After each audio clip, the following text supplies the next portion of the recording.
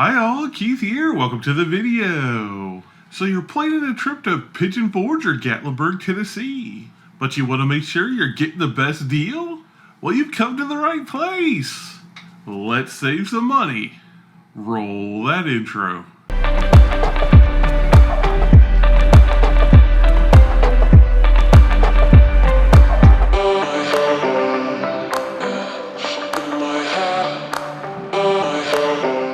Alright, before we get too deep in here, the first tip I want to throw out there is travel agents. A lot of times they have access to deals you can't get yourself, and this really helps out if you're like new to the area or you don't know where to stay in the area. They can often come up with great suggestions for you, and there's no fee associated with travel agents a lot of times. Like if you use Eric, I'll put his link below to book travel with Eric if you want to, and he can help you out booking your next Gatlinburg or Pigeon Forge vacation. So you're driving into Gatlinburg and you're thinking to yourself, where do I park at? Because this lot is so expensive per day, and so is that lot. Well, a money saving tip is to get there just a little bit early and head up River Road, because there's a ton of free parking back there on River Road. And if you need some help finding it and finding the location of the parking, I'll go ahead and link the video up here to All About the Smokies, where they show you where the free parking is. And if I can't link it up here because I've been having some problems with cards recently, I'll put it in the description below. Now, parking generally isn't a problem for Pigeon Forge because most places like the island, for example, have free parking. The only place in Pigeon Forge that you'll have to pay for parking generally, like major attraction wise, is Dollywood. Another big expense for your trip is hotels. And my first tip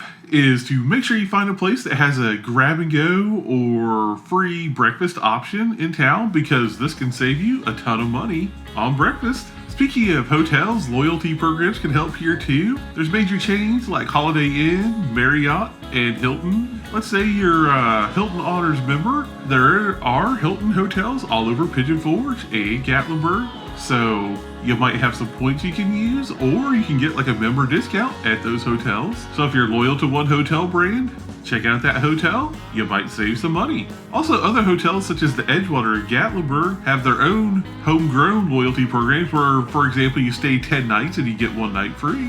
So make sure you ask when you book the hotel or look on their website to see if that hotel has a loyalty program as well. That can help you in the long run save a lot of cash. Another great hotel suggestion I have is email lists. Now, I know some people are going to groan at this, like, oh, I don't want to get a whole bunch of spam. But if you pick 2 or 3 hotels in the area that you think you like and you want to stay at and sign up for their email list, they'll send you special offers. For example, Black Friday, Dollywood sent out this email blast and I got a room at Dollywood for $125 a night. Now, if you go look up the regular price of a room at Dollywood, it's way more than $125. Actually, $125 is probably half price for Dollywood. So I essentially got 2 nights for the price of 1 at Dollywood just because I was on their email list. So make sure you don't overlook the email list and go out and pick a few hotels, sign up for their lists. It can save you some money. You can also look at like discount sites like hotels.com and things like that.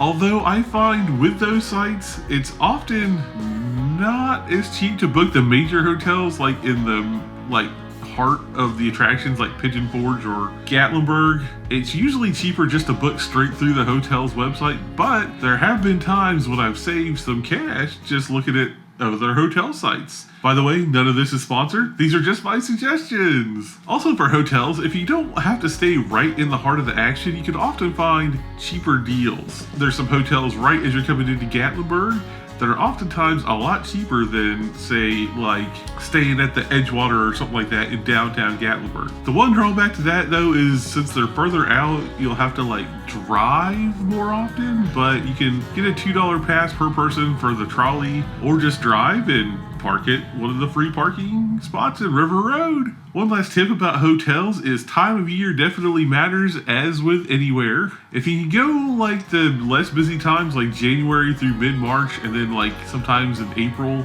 and early May, it's a little bit less busy and hotel prices are a little bit less then. One time to avoid if you don't want to pay the highest hotel fees is during the fall time. Everyone wants to go see the beautiful leaves change, and I can't blame them. But just note, if you go during that time, even the cheapest hotels jack up their rates during that time because they know people are going to show up. So make sure you check around to see what time of year best suits your budget. All right, that's enough for the hotel. Let's move on to eating, because you gotta eat when you're in town. It can be a huge expense for sure, but we have some tips for you. Like I said in the hotel section, make sure your hotel has at least a grab-and-go option for breakfast. Because if you go to a pancake house in Gatlinburg or Pigeon Forge, you're spending like $50+ for a family of 4 just to eat breakfast. Whereas you just eat the grab-and-go at the hotel, you're good till lunch. Save that $50. Now another tip is to just eat 2 meals per day. And the best way we do this is to eat late breakfast, early lunch, and an early dinner.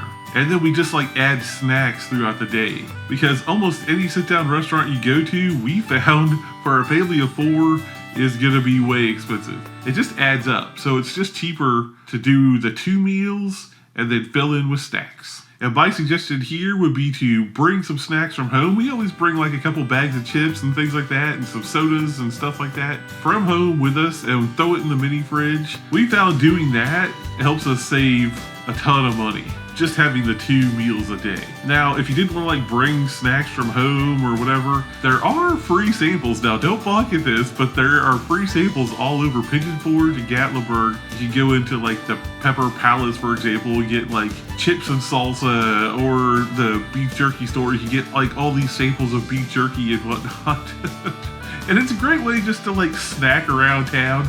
Or don't forget the candy places. A lot of candy places will give you like free fudge samples or something like that. So it's a great way to get like little bites throughout the day to just tide you over if you didn't want to like I said, bring your snacks from home or whatever. Now don't overlook the cheaper options. So say one day you want to splurge and go out to the Chesapeake's or the Peddler, right? You don't want to spend a ton of money on food for that day. So you grab your grab and go at the hotel, and then like maybe for lunch, you hit like McDonald's in downtown Gatlinburg or Chick-fil-A or something like that. And these like cheaper options, while not so exciting, can help you save some money in the long run. Heck, our favorite thing to do is grab a bucket of KFC and head up to the Great Smoky Mountains to one of the picnic areas and just enjoy being in the mountains with our relatively cheap food. It's a great way to save some money. All right, so we covered the eating, we covered the hotels. Now you're in the Smoky Mountains. What are you gonna do? You gotta do things, right? And the first thing I would say is don't overlook the free options here. For example, the Great Smoky Mountains National Park. Completely free to just drive in, hop on a trail, or just drive around the park, and you can spend hours out there just exploring, and it's great family fun, and it's free. Another great thing to do in Pigeon Forge and Gatlinburg is just to get out on the strip and walk up and down. You'll be surprised at all the different shops and things you find while just walking that you would never find driving up and down in a car. Another free thing to check out when you're in Gatlinburg is the artist community. It's an 8-mile loop of arts and crafts from local artisans in the area. You can definitely spend almost a whole day just exploring all the different shops and the little restaurants out there at the artist community. One of the biggest sets of attractions that you'll find in Gatlinburg is Ripley's attractions, but it can get really expensive. For example, if you wanted to do the aquarium, currently it's like $20 for a kid and $38 per adult. And then you add on top maybe like the auditorium, which is $28 for an adult and $15 for a kid currently. And then you maybe say, oh, we want to do Old McDonald's Putt-Putt up in Pigeon Forge, which is $16 per adult and $11 per kid. Now you're at $46 for a kid, one kid, and $82 for one adult. Yikes. Now, they do have a way around this that does help if you're gonna do these things anyway, and it's their combo ticket. For example, if you get the aquarium plus 2 attractions, it's $50 per adult and $35 for the kid. So you just save $32 per adult and $11 per kid. Now here's my real insider tip though. If you go to the Smoky Mountains often, and you often frequent one of the Ripley's attractions, look at their Ultimate Fun Pass, which is basically their annual pass. You can visit any of the 8 attractions you want any day of your trip. Plus, you get to skip the regular line and just head right into the attraction, which is super nice. It's just great. I can't overstate how great the Ultimate Fun Pass is for Ripley's attractions, if you're going to do them anyway. Now you can use that tip for other attractions like Dollywood too. For example, a 3-day regular park ticket at Dollywood is almost the same price as a season pass, and the season pass gets you extra things like discounts and eating and merchandise in the park, and certain levels of the pass actually even get you free parking at Dollywood. So if you frequent Dollywood, I would highly recommend looking into the season pass. And check the other major attractions too, like Anakeesta has a season pass that we had too. It's great, and it saves you money if you visit often. But do keep that in mind though, if you're only going like once a year and you're only planning on visiting like once or twice, the regular ticket or the combo ticket is going to be your better choice here. Also, if you're only going once, make sure you check online, because a lot of the places like the Skylift Park in Gatlinburg offer discounts if you pre-buy the tickets online before you go. So you save a couple bucks off each ticket, which in the end adds up. All right, we hope you found those tips useful, and we hope they saved you a little cash on your next trip to Pigeon Forge or Gatlinburg, Tennessee. Make sure you hang out just a little bit longer with us here, because we'll have some end cards with some suggestions of videos to watch, and we'd love it if you checked out another video. If you like this video, make sure you smash that like button and share it with your friends. Also, if you'd like to support the channel, head on over to our Ko-fi page and drop us a tip. We'd really appreciate it. You can also head over to our website, hfvlog.com, and check out our t-shirts and our Instagram and things like that. Anything you want to know about the channel, you can probably find out there. Alright everyone, we'll catch you in the next video. Thanks a lot for watching. Peace and love.